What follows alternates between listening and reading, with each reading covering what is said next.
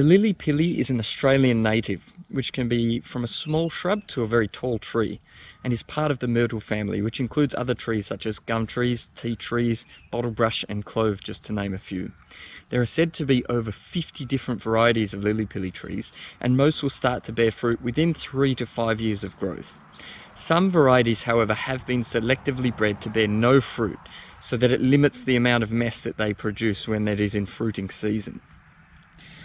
Well, Lilly Pilly trees grow naturally in the eastern states of Australia, but it is planted across the country and the world as a hedge or garden plant because of its thick, lush green foliage and its tolerance to lots of different environmental conditions. It's an amazing wild food, and it produces an abundance of fruit between late summer to early winter.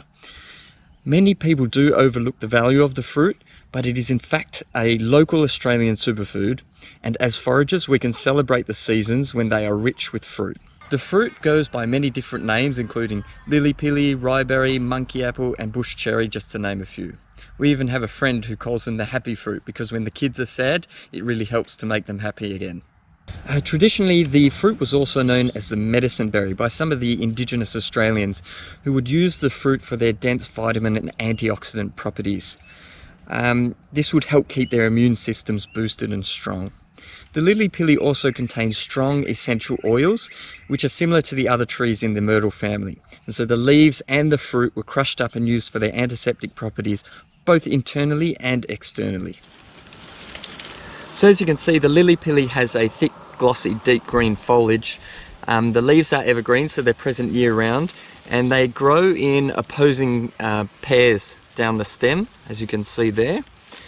They're roughly oval shaped, and they measure between 20 to 90 millimeters long and about 10 to 30 millimeters wide, but the size and the shape will vary in the leaves depending on the varieties, but the glossy deep green color seems fairly consistent between the varieties. New growth can emerge either sort of a light green, pale green, even into a red or a pink or a maroon. And the colour and density of these leaves is what makes them so desirable for hedging. So the bark is sort of rough or flaky looking, and the colour is usually a dark brown. And the branches are either sort of shrubby looking or can be thicker, depending on the variety of the Lilly Pilly or the type of maintenance that it receives. The fruits will emerge following the flowers from late summer all the way through to early winter, which for us in the southwest of Australia is the Noongar seasons of Bunuroo to Makaroo. As you can see, the size, shape and colour can vary significantly between the different varieties. The colours can range from a light pink to reds, purples and maroons, and can have a gloss or matte finish. The colour of the flesh on the inside can also vary between the different fruits. Shapes can vary from between like a pear-like shape to a spherical shape, but most tend to have this sort of puckered bottom, as you can see here. And the sizes can vary from between around 7 millimeters all the way through to 20 millimeters.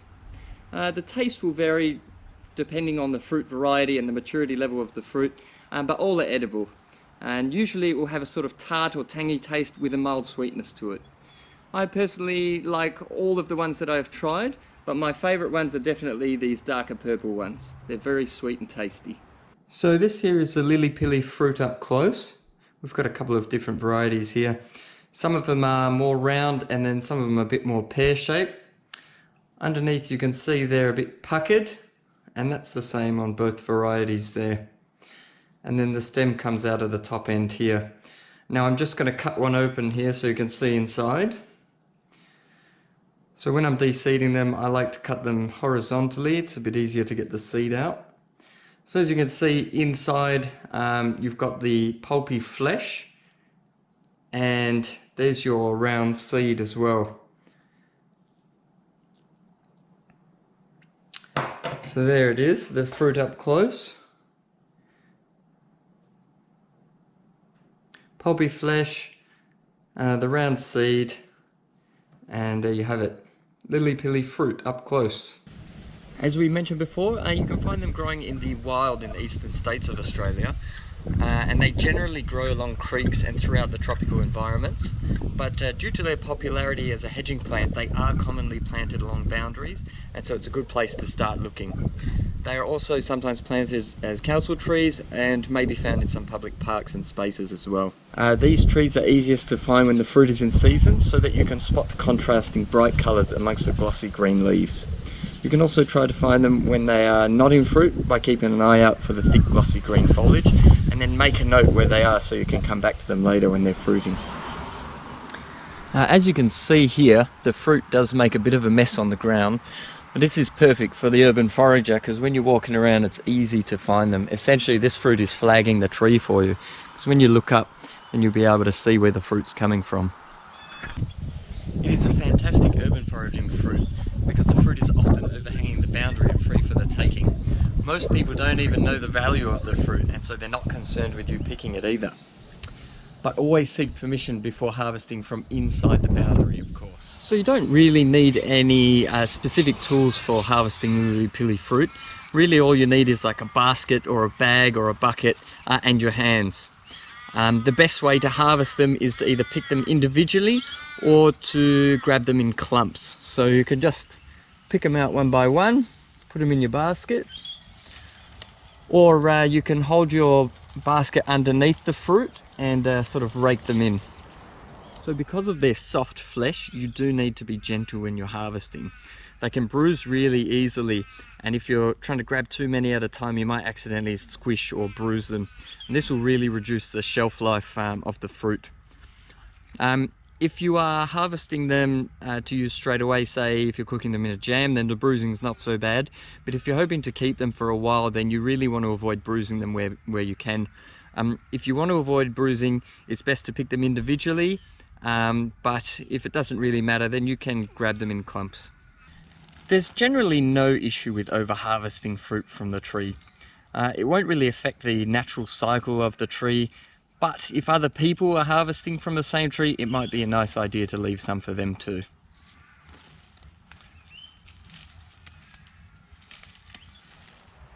There's so many ways that you can eat the Lilly Pilly fruit and add them into modern recipes. The simplest and the best way to do it is fresh from the tree. If you eat them fresh from the tree, you know you're going to be getting the best amount of nutrients out of the fruit. The nutrients are always at their optimal at the point of harvest from the tree. They're really refreshing to eat because of the juicy pulp on the inside there. Always be mindful of the seeds in the middle. Some varieties and some of the younger fruit may not have a very big seed. The seed's sort of negligible, and so you don't really need to worry. You can just eat the fruit whole. It's always a good idea to wash the fruit when you've harvested them, just to remove any surface pollutants. And they can be eaten at any stage of maturity. The younger, less mature ones are going to be more bitter, a little bit less sweet and less palatable. And the more mature ones will be a bit darker, a bit sweeter and a bit more palatable. Alright, so once you've got your Lilly Pillies home and you've given them a good rinse to get the surface pollutants off, if you want to keep them for a little while, you can pop them into a sealed container and put them in the fridge, and they'll keep that way pretty well for up to 2 to 3 weeks. If you want to keep them a little bit longer, what you can do is chuck them into smaller portion sizes in containers and then put them in the freezer, and they'll last that way for up to about 12 months. Another really good way to preserve your Lilly Pilly fruit is to make jams or jellies out of them. This is a really popular way of preserving the fruit. Apart from eating them fresh or preserving them, they can also be added to so many recipes, such as cakes, muffins, sauces, salads, meat rubs and ice creams, just to name a few. Finally, Lilly Pilly fruit is often also used to make drinks, such as Lilly Pilly wine, mead, champagne, cordial and juices. And while you're at it, why not chuck a handful of your Lilly Pilly fruit into your seasonal smoothies so you can benefit from all of those immune boosting properties. So a lot of recipes with the Lilly Pilly fruit require you to de-seed them. So recipes such as the Lilly Pilly ice cream, for example, you need to get the seeds out before you use them. So I just thought I would show you how I've been doing it, and this is the easiest way I found. So if you just sort of cut them horizontally towards the top third of the fruit, and then pop the top off. Usually, I mean it's not always the case, but usually the seed will pop out with the top third, and then you can just pick it off there. Every now and then, because they're all different, sometimes the seed will stay in the bottom third and you will have to pick it out with your knife or squeeze it out. But I've been finding that cutting them towards the top third is definitely the easiest way to de-seed them. I have tried other methods like cutting them vertically, but I find that the seed often gets stuck in there and you've got to pick it out anyway, which is quite slow and tedious. Okay, we're going to be doing a recipe for our Lilly Pillies from the Australian Bush Superfoods book by Lily Alice and Thomas O'Quinn. It's a really good book for all your wild food recipes. And this one is the Lilly Pilly and Banana Swirl Ice Creams. This recipe is particularly good for the kids, but I love it as well. It's made with two different mixtures which are brought together at the end. So you've got the banana mixture and the Lilly Pilly mixture. In the banana mixture you've got 4 pre-frozen bananas. You've got 2 cups of almond milk with 1 cup of pre-soaked cashew nuts, which are soaked in the almond milk. There's 2 tablespoons of maple syrup, and for this we've substituted the maple syrup with our homemade carob syrup, which we made the other day.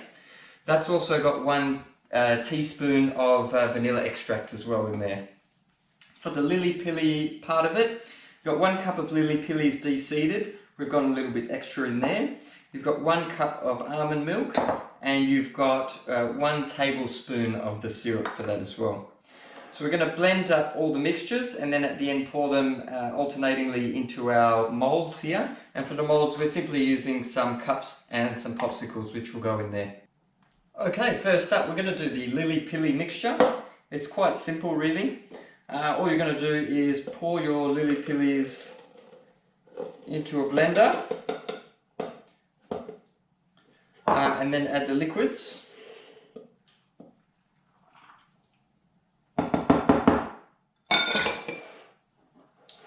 So that's the Lilly Pillies, the almond milk and the syrup. Fantastic. So we're just going to blend that up until it's nice and liquidy.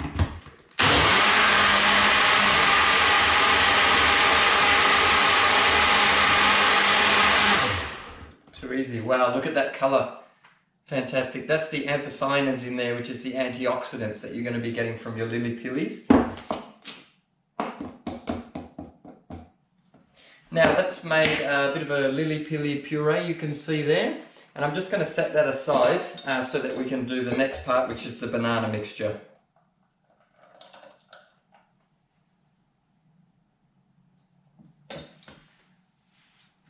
Okay, set that aside. I'm just going to give the cup a quick rinse.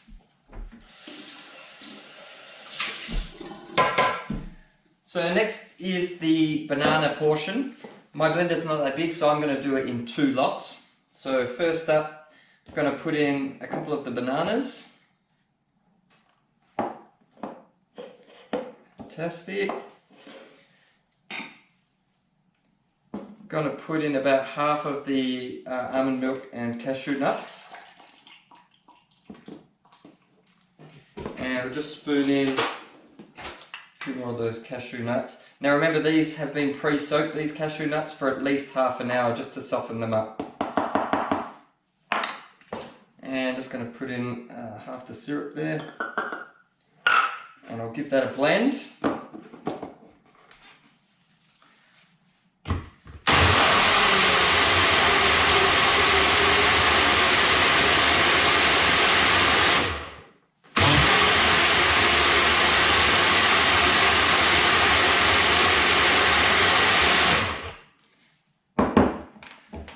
Looking good. Oh, that looks great. So I'm just going to put that aside while I make the second part.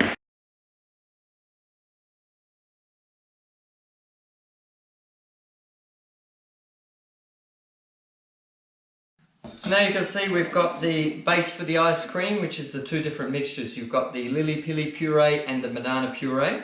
So next we are just going to spoon them alternatingly into our molds, and then put the popsicles in, and then they need to be frozen for 6 hours before we can consume. So I'm just going to do that now, bear with me.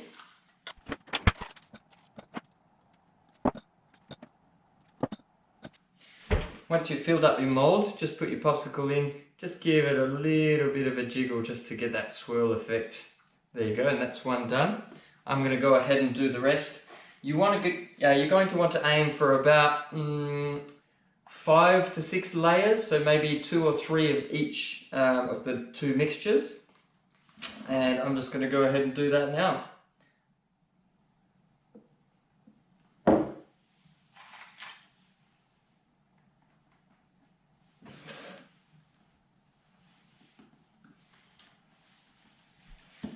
So there you have it, the Lilly Pilly and Banana Swirl Ice Creams from the Australian Bush Superfoods book by Lily Alice and Thomas O'Quinn.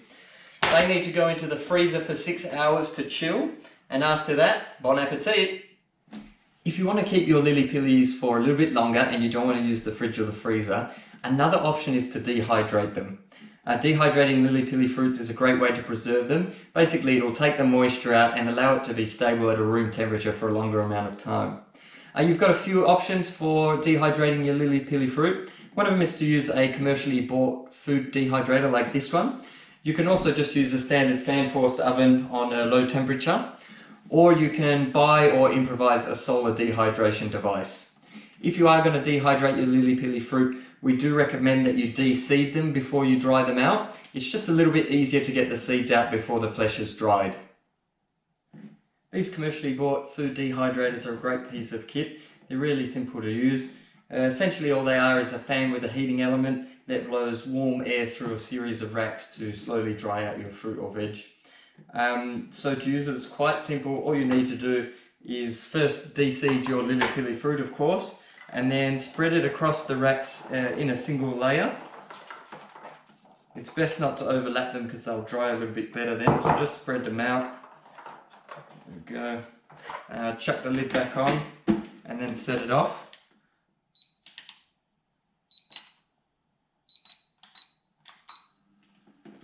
And that'll slowly dry out your Lilly Pilly fruit over the course of maybe 1 or 2 days, depending on the amount of moisture in your fruit and the size of the fruit and the environmental conditions as well. If you want to dehydrate your Lilly Pilly fruit but you don't have a commercial dehydrator, it's not a problem at all. You can also do it easily in your fan-forced oven. It's quite simple really. All you need is an oven tray and then just de-seed your Lilly Pilly fruit. Spread them across the tray evenly. Avoid any overlapping. Try to get a single layer if you can, and then spread them out evenly on the tray.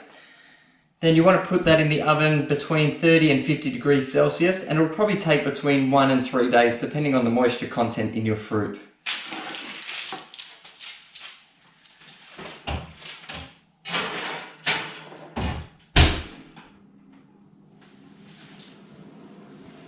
Here's a simple way to dry your Lilly Pillies using the power of the sun. All you really need is your Lilly Pillies, and we've de-seeded those there. You're going to need a breathable cloth as well to cover them. That'll help keep the insects out, and some kind of tray as well. So just spread your Lilly Pillies out on the tray. Get them nice and evenly spaced as well. Then throw your breathable cloth over the top. Make sure you tuck that in as well, because you don't want the flies and insects getting in.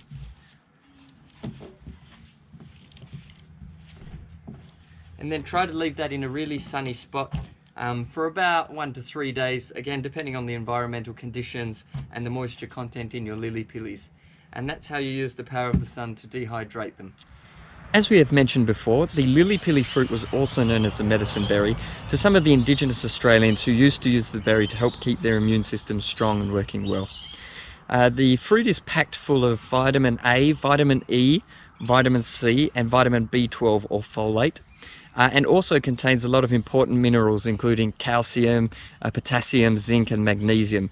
And all of these things help to promote a healthy immune system and are used for a lot of other functions in the body. The B12 or the folate in the fruit also likely make this fruit a really good choice for couples who are trying to build their family. Folate has been shown to increase the sperm production in men, but also has been shown to improve the neural pathway developments in the fetus. So I just wanted to squeeze a couple of these fruits for you now, just to show how juicy they are, and to show the pigment in there, which is the anthocyanins. And these are the antioxidants that are really fantastic for your body for getting rid of those free radicals. You can see, this is just 2 Lilly Pillies. You can see just how juicy they are, and look at the color on that. That's amazing. That's so good for you. So the Lilly Pilly also contains a lot of strong essential oils in the leaves and the fruit, similar to those found in other myrtle trees such as the gum tree and the tea tree. This means you can use them for their antiseptic properties as well. And what the indigenous people would have done with it is get the leaves and the fruit and crush them into a pulp, and then apply them directly to their minor wounds and cuts to help keep out the bacteria and the infections. They were commonly used to help treat sore, dry, weathered, cracked or infected skin as well. Even nowadays, some of the modern cosmetic companies are using the extracts from the Lilly Pilly fruit for their strong antioxidant properties to help protect the skin. Like some of the other trees in the myrtle family, the Lilly Pilly wood is actually quite strong and sturdy. This means it's also very good for some of your woodworking projects as well. Okay, so we've just got a few safety notes for you for when you're harvesting your Lilly Pillies. Always make sure that you correctly identify your fruit before you start to use it. Also, do not harvest from areas that are being sprayed with pesticides. Avoid harvesting from trees that are near busy roads as well, because they're going to be covered in a lot of pollutants. Also be aware that the seed in the fruit can pose a choking hazard. And of course, always seek approval from landowners before you start harvesting on their land. For some more in-depth information and some great examples of Lilly Pilly recipes, remember to download and read through this month's PDF. As a bonus this month, there's also a PDF on seasonal eating, which is a great introduction to the health benefits of aligning your diet with seasonal foods and how to go about doing this in the modern context. Make sure you download the seasonal eating PDF as well. So Lilly Pillies are abundant, delicious and nutritious. They are definitely worth keeping an eye out for, and you probably won't have to go far out of your way to gather fruit when they are in season. As always, if you have any questions about the content, then drop them in the comment section below.